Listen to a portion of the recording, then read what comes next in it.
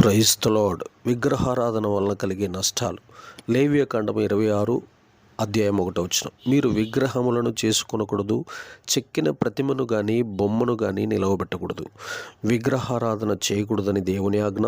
వాటికి సాగిలపడకూడదని, పూజించకూడదని దేవుని ఆజ్ఞ. ప్రతిమను నిలబెట్టరాదు అనేది దేవుని ఆజ్ఞ. విగ్రహములకు బలి అర్పించరాదు అనేది దేవుని యొక్క ఆజ్ఞ. వేరొక దేవుని నా నామమును ఉచ్చరించరాదు అనేది దేవుని యొక్క ఆజ్ఞ. వాటికి నమస్కరించరాదు అనేది దేవుని ఆజ్ఞ. ఎవరు చెప్పినా వినకూడదు అనేది దేవుని యొక్క ఆజ్ఞ. ఒకవేళ ఇలా చెప్పిన తర్వాత కూడా ఎవరైనా చేస్తే ఆయన మన పైనున్న ఆకాశాన్ని మూసివేస్తాడు, వానను కురియకుండా భూమి పండకుండా చేస్తాడు, నీ ఉన్న దేశంలో శీఘ్రంగా నశించేటట్లు చేస్తాడు. అది ఆ విగ్రహారాధన నీకు ఊరి అవుతుంది, ఉరిగా మారిపోతుంది. యెహోవాకు నువ్వు హేయుడిగా మారిపోతావు. ఆయన నీ నామమును జీవగ్రంథంలో నుంచి తీసివేస్తాడు, వంశంలో నుంచి నిన్ను వెళ్ళగొడతాడు, శాపగ్రస్తుడిగా మార్చబడతావు.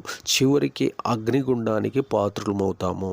ఇన్ని రకాలైన నష్టాలు ఒక విగ్రహారాధన, మనుషులు కల్పించిన కల్పితమైనటువంటి బొమ్మలకు వాటికి ఆరాధన చేయటం వల్ల జరిగే నష్టాలు ఇవన్నీ. అందుకనే మనుషుల యొక్క ఊహల్లో నుంచి, కల్పితాల్లో నుంచి, ఆలోచనల్లో నుంచి, వారి యొక్క సిద్ధాంతాల్లోంచి పుట్టిన ఏ విగ్రహానికి మనం నమస్కరించకూడదు, పూజించకూడదు, సాగిలపడకూడదని పదే పదే వాక్యము అనేక సార్లు హెచ్చరిస్తూ మనల్ని సరిచేస్తుంది. ఈ సరిచేయబడటం వల్ల మనము దైవికమైన దీవెనలు పొందుకునేదముగాక. ఆమేన్.